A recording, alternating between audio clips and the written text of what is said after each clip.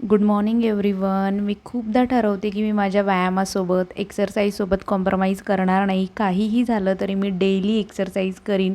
पण असं काही होते, आठवड्यातून 1 ते 2 दिवस एक्सरसाइजला माझ्या ब्रेकच मिळतो. कधी-कधी काय होते, माझ्याबरोबर मनस्वीच उठून जाते. कधी-कधी मलाच उठायला वेळ होते. मग त्या दिवशी माझा व्यायाम करायचा राहून जातो. पण आज जरा लवकरच उठली होती, मग एक्सरसाइज करायला गेली. चला म्हटलं काही स्टेप तुमच्यासोबत पण शेअर कराव्या. एक्सरसाइजसोबत मेडिटेशन पण करते मी. प्रत्येकाच्या जीवनात अशी काही प्रश्न असतात ज्याची उत्तरे आपल्याला कोणासोबत बोलून मिळत नाही, तर मेडिटेशन केलं आणि शांततेत बसलं तर सहज उत्तरं मिळून जातात. कुठे चालली तू? ठीक आहे, जा. बाय. मनस्वीचं हे रोजचं रुटीन आहे. तिचे बाबा ऑफिसला जायला निघाले की ती त्यांच्याबरोबर खाली जाते आणि थोडा वेळ फिरून मग घरी येते. एका जाग्यावर तर तिला करमतच नाही आणि फिरायला मात्र एवढं आवडते तिला की कधीही रेडी असते ती. हाय हॅलो एव्हरीवन, कसे आहात तुम्ही सर्व?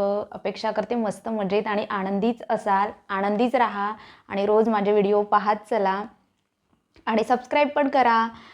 आणि आत्ता बोलण्याचं कारण म्हणजे फेस टू फेस येऊन मनस्वी बाहेर गेलेली आहे आणि ती घरात आली की तिची नेमकी बडबड सतत चालू असते आणि व्हिडिओमध्ये बोलणं काही होत नाही. म्हणून म्हटलं सर्व कामं बाजूला राहू दिले, आंघोळ पण व्हायची आहे, पण आधी बोलून घेते म्हटलं. उद्या जरा खास दिवस आहे, स्पेशल दिवस आहे आणि त्याच दिवसाची तयारी म्हणून मला आज बरीच कामं करून घ्यायची आहे आणि काय काय करते हे तर तुमच्यासोबत शेअर करणारच आहे. आणि उद्याचा स्पेशल दिवस आहे, पण नेमका आहे काय हे जर तुम्हाला जाणून घ्यायचं असेल तर त्यासाठी तुम्हाला माझा उद्याचा व्हिडिओ बघावा लागेल. चला आता बघू काय काय होतं आहे दिवसभरात ते झाले. आणि महत्त्वाचं म्हणजे व्हिडिओ तर पाहत आहे बरेच लोक, व्ह्यूज बऱ्याचपैकी येत आहे, पण सबस्क्रायबर वाढायला पाहिजे तसे वाढत नाही आहे. आणि लाईक पण प्लीज सबस्क्राईब करा, मला थोडंसं मोटिवेशन मिळेल आणि मी आणखी व्हिडिओ चांगले टाकण्याचा प्रयत्न करेल. माझी एकच अपेक्षा किंवा तुम्हाला काय म्हणू शकते, तुमच्याकडून अपेक्षा आहे की प्लीज सबस्क्राईब करा आणि लाईक करत चला. चला मग आता बघू काय काय होतं आहे ते.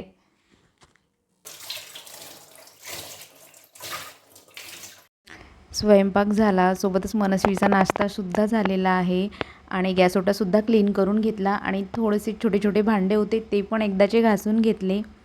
बऱ्याच दिवसापासून मला दरवाजे आणि खिडक्या पुसून घ्यायच्या होत्या. बरीच धूळ झाली होती, आंघोळ व्हायची होती, तर आंघोळीच्या आधी म्हटलं हे काम पूर्ण करून घेऊया. आपलं घर कितीही पॅक असलं आणि कितीही वेळा साफसफाई केली तरी जी धूळ व्हायची ती होतेच, त्यामुळे क्लिनिंग करणं खूप गरजेचं होऊन जाते.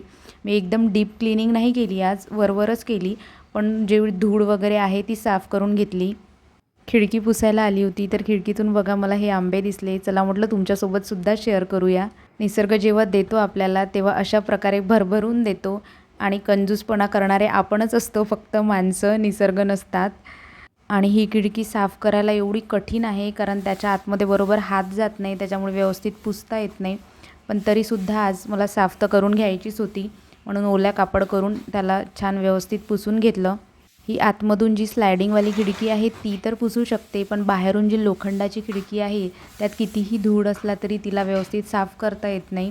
म्हणून मी आज अशाच प्रकारे पोछा मारून वरवर पुसून घेतलं होतं. आतमधून पण पुसण्याचा प्रयत्न केला, पण पाहिजे तसं क्लीन करता आलं नाही, त्याच्यामुळे जेवढं होईल तेवढं पुसून घेतलं. मग त्यानंतर बऱ्याच दिवसापासून मला फ्रीजसुद्धा साफ करून घ्यायचा होता. चला म्हटलं वरतून तर थोडीशी धूळ वगैरे आहे ती एकदाची काढून घेऊया. आणि या कपाटाचा वापर तर आपला रोजचा असतो. मी जेव्हा वेळ मिळेल तेव्हा आरशावरून पोछा मारून घेत असते, पण तरीही धूळ व्हायची ती होतेच. त्याच्यामुळे मग आरसासुद्धा आज मला हा क्लीन करून घ्यायचा होता. बरेच असे पांढरे पांढरे डाग पडले होते त्याच्यावर, तोसुद्धा मग हातोहात म्हटलं पुसून घेऊया. ते पण काम करून घेतलं मग मी. आणि दिवसभरातून कपाट आपण कितीदा तरी उघडतो, बरीच आपली खराब कशी तरी हातं असतात ती लागतात त्याला, त्यामुळे ते खराब होणं तर साहजिकच आहे. काही मागच्या वर्षीची पापडं होती डब्यामध्ये भरून, तीसुद्धा आज काढून मला वाळू घालावी लागणार होती आणि डबे घासून घ्यायचे होते. डब्यावरसुद्धा धूळ झाली होती. हे काम मला एकटीला करायचं नव्हतं. जेव्हा मनस्वीचे बाबा घरी राहणार होते तेव्हा मी करणार होती, पण आजकाल त्यांची ड्युटी अशी झाली आहे की त्यांना बिलकुलच वेळच मिळत नाही. त्यामुळे चला म्हटलं आज आपणच काम काढलंच आहे तर थोडं का होईना पण करून घेऊया. मग सर्व पापड भरणीतून काढून घेतले आणि वरती माळीवर नेऊन उन्हात वाळत घातले. आणि उद्याचा व्हिडिओ पाहायला विसरू नका. आणि हा जर व्हिडिओ तुम्हाला आवडला असेल तर सबस्क्राईब, लाईक आणि शेअर करा. फटाफट अर्ध्या तासात मी माझे कामं आटपवले आणि आता पापड वाळू टाकायला बाहेर आलीच आहे. तर माझ्या सकाळी झाडाला मी पाणी टाकून घेतलं नव्हतं, तर झाडाला पाणी टाकून घेऊ. नंतर बाकीचे दिवसभर तर कामं चालणारच आहे. आणि मेन गोष्ट म्हणजे माझ्याकडे जेव्हा कोणी नवीन व्यक्ती येते आणि मला विचारते की तुझ्याकडे थोडेसेच झाडं आहे, पण सगळे मस्त हिरवे हिरवे कसे काय, आणि ते हिरवे हिरवे कसे काय हे तुम्हाला तर माहीतच आहे. मी फक्त काय करते, थोडीशी झाडाची काळजी घेते आणि 2 टाईम आठवणीने झाडाला पाणी देते. त्याच्याचमुळे माझ्या झाडाचा रिझल्ट असा काहीचा आहे. चला मग झाडाला पाणी टाकून घेऊया. दाखवते मी तुम्हाला आज पुन्हा एकदा माझे झाडं कसे हिरवे हिरवे दिसत आहे ते.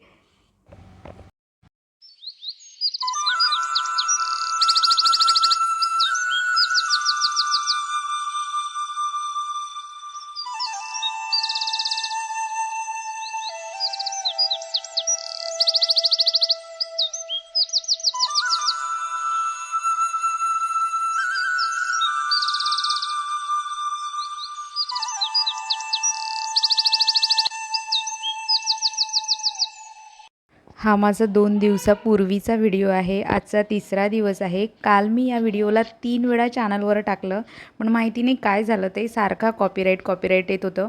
मग मी व्हिडिओ डिलीट केला 3 वेळा पण. आणि नेमकं काय कारण आहे कॉपीराईट येण्याचं मला काही समजलं नाही. आज आता पुन्हा व्हिडिओ टाकून बघते कॉपीराईट येते की काय म्हणून. या एका व्हिडिओमुळे माझे बाकीचे व्हिडिओ टाकायचे पेंडिंग राहिलेले आहे. बघू आता काय होतं आहे ते. टाकून तर बघणारच आहे म्हणा मी आता.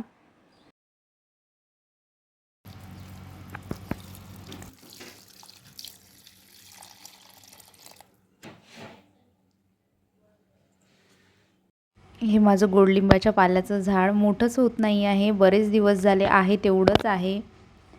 खरंच सांगा, माझे सर्व झाडं पाहून छान वाटलं की नाही?